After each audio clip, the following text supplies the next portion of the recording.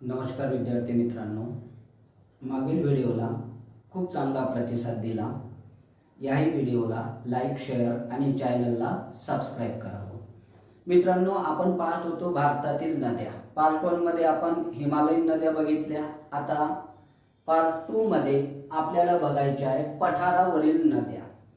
मग द्वीपकल्पीय पठारावरील नद्या आणि त्यामध्ये पूर्वेकडे वाहणाऱ्या नद्या। मग द्वीपकल्पीय पठारावर उगम पावणाऱ्या नद्या आणि त्याही पूर्वेकडे वाहणाऱ्या नद्या। तर यामध्ये पहिली नदी आहे आपलीवाली सुवर्णरेखा नदी। आता सुवर्णरेखा नदी उगम रांची पठारावर, सुवर्णरेखा नदीचा उगम रांची पठारावर झारखंड। या नदीची लांबी आहे 395, जवळपास 395 लांबी। ही नदी पूर्ववाहिनी आहे आणि हिच्या उपनद्या म्हणजे सुवर्णरेखा नदीच्या उपनद्या कांची आणि फरफरी या सुवर्णरेखा नदीच्या 2 उपनद्या आहेत। मग या नदीवर जमशेदपूर हे औद्योगिक शहर वसलेलं आहे। जमशेदपूर हे औद्योगिक शहर वसलेलं आहे आणि तो कारखाना आहे टाटा आयर्न स्टील कंपनी आणि याच नदीवर आहे। ही नदी बंगालच्या उपसागराला मिळतात। मित्रांनो, हा एमपीएससी ने 2 वेळा आपल्याला प्रश्न विचारला आहे की जमशेदपूर हे कोण्या नदीवर आहे, तर सुवर्णरेखा नदीवर। आणि Tata iron and steel limited company ही कुठे आहे, तर ही जमशेदपूर आणि ती कोण्या नदीवर आहे, तर सुवर्णरेखा नदीवर। पुढची नदी आहे मित्रांनो महानदी। आता महानदी उगम आहे सिंहवा जवळ, रायपूर जिल्हा छत्तीसगड। मग या नदीचं खोरं कसं आहे, तर बशीच्या आकाराचे खोरे। या नदीचे खोरे हे बशीच्या आकाराचे खोरे आहे आणि छत्तीसगडचं मैदान म्हणून ते खोरं ओळखले जाते। बशीच्या आकाराचं खोरं आहे आणि ते खोरं छत्तीसगडचं मैदान म्हणून ओळखले जाते। मग हे कोण्या राज्यात आहे, तर ही नदी ओडिशा आणि छत्तीसगड या 2 राज्यातून वाहते। ओडिशा आणि छत्तीसगड। लांबी आहे जवळपास 858। महानदीची लांबी जवळपास 858 आणि हिच्या उपनद्या आहे ओंग, तेल, शेवनाथ, इंब, मांड आणि जोंक ह्या तिच्यावाल्या उपनद्या महानदीच्या। हिराकुंड धरण जे सर्वात लांब धरण आहे, भारतातील सर्वात लांब धरण, तर हिराकुंड धरण हे याच नदीवर आहे, महानदीवर। मग नर्मदा व महानदीचे जे खोरं होतं ते वेगळं केलेलं आहे।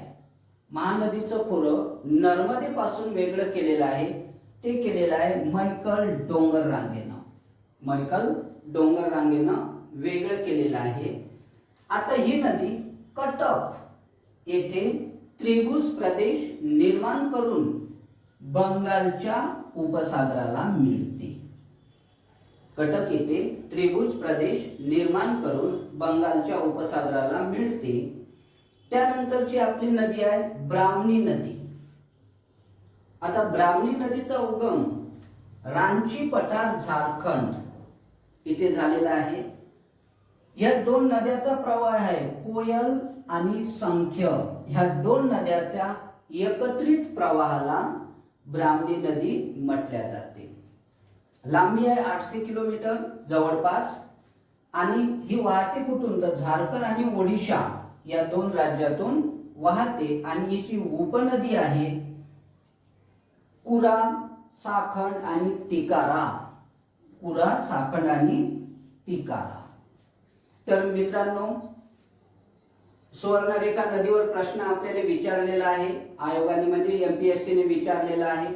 महानदीवरही प्रश्न विचारलेला आहे आणि ब्राह्मणी नदीवर कोणत्या दोन नद्यापासून ही नदी बनलेली आहे असा सुद्धा प्रश्न विचारलेला आहे.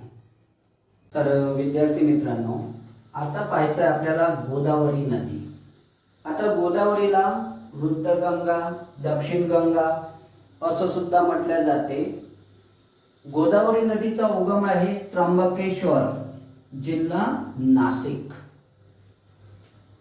राज्य येते महाराष्ट्र. गोदावरी नदीचा उगम त्र्यंबकेश्वर, जिल्हा नाशिक, राज्य महाराष्ट्र. मग ही नदी महाराष्ट्र, तेलंगणा आणि आंध्रा या तीन राज्यातून प्रवास करते. तिची टोटली लांबी आहे 1465, कधी कधी 1450 सुद्धा दिलेली असते. त्या 1465.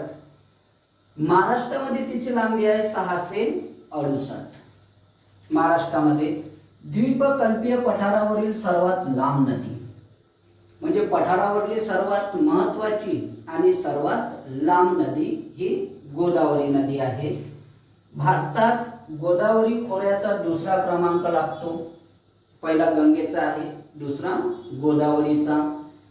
हिच्या उपनद्या आहे. आता डाव्या किनाऱ्याने उपनद्या कांदवा, शिवना, दूधना, पूर्णा, प्राणहिता, इंद्रावती आणि शबरी. मग प्राणहिता नदी पैनगंगा, वर्धा आणि वैनगंगा या तीन नद्या मिळून ती बनलेली आहे. ह्या डाव्या किनाऱ्यावरील नद्या झाल्या. उजव्या किनाऱ्यावरील नद्या प्रावरा, मुळा, सिंदफना, मांजरा, मानेर आणि किन्नर सानी ह्या उजव्या किनाऱ्यावरील नद्या आहेत. आता पुढची नदी आहे आपली कृष्णा नदी. उगम महाबळेश्वर, जिल्हा सातारा, राज्य महाराष्ट्र. ही तीन राज्यातून वाहते, महाराष्ट्र, कर्नाटक आणि आंध्र. मग टोटल लांबी आहे 1400 आणि महाराष्ट्रात आहे 282 किलोमीटर. टोटल लांबी 1400 आणि महाराष्ट्रामध्ये 282 किलोमीटर. उपनद्या, मग डाव्या किनाऱ्यावरल्या उपनद्या भीमा, येरळा, इंद्रायणी, नंदला आणि अग्रणी ह्या तिच्या डाव्या किनाऱ्यावरील नद्या. आणि उजव्या किनाऱ्यावरील नद्या वेण्णा, कोयना, वारणा, पंचगंगा, घटप्रभा, मलप्रभा, तुंगभद्रा, दिंडी, मुसी आणि पल्लेरू. ते ह्या तिच्या उजव्या किनाऱ्यावरील नद्या आहेत कृष्णा नदीच्या. मग कृष्णा व कोयना नद्यांचा संगम कुठे होतो तर कराड, ज्याला नाव आहे प्रीती संगम. कृष्णा प्लस वेण्णा ह्या दोन नद्या कुठे मिळते कृष्णा आणि वेण्णा तर त्या मिळते माहुली. त्यानंतर कृष्णा आणि पंचगंगा नद्यांचा संगम नृसिंहवाडी, कृष्णा व पंचगंगा. आणि येरळा व कृष्णा हे कुठे मिळते तर ब्रह्मनाळ, ब्रह्मनाळ इथे मिळल्या जाते. आता यामध्ये कावेरी ही नदी होती. मग दक्षिण भारतात कावेरीलाही दक्षिण गंगा म्हणून संबोधल्या जाते. कावेरी नदीलाही दक्षिण भारतामध्ये दक्षिण गंगा असे म्हणतात. मग हिचा उगम कुठे झाला तर ब्रह्मगिरी डोंगर, म्हणजे ब्रह्मगिरी टेकड्या, कर्नाटक, जिल्हा कुर्ग. आता हिची लांबी आहे 805 पूर्ण.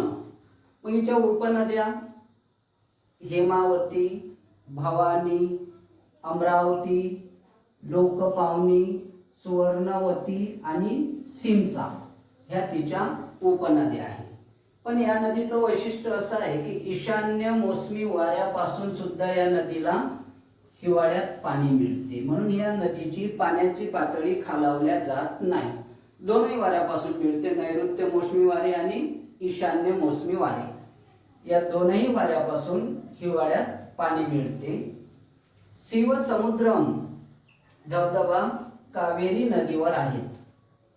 शिवसमुद्रम धबधबा कावेरी नदीवर आहे आणि ती बंगालच्या उपसागराला मिळते.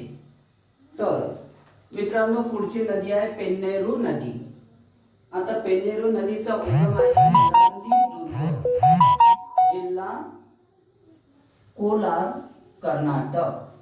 पेन्नेरू नदीचा उगम नंदीदुर्ग, जिल्हा कोलार, कर्नाटक. लांबी आहे 597 किलोमीटर जवळपास. आता पुढची एक पश्चिम वाहिनी नदी आहे आपली नर्मदा.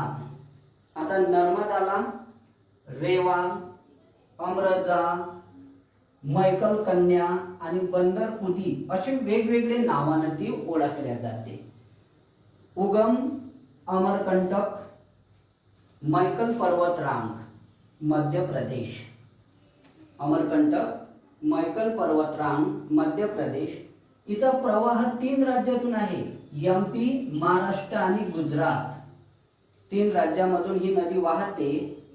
लांबी आहे जवळपास किलोमीटर, म्हणजेच 1312 किलोमीटर.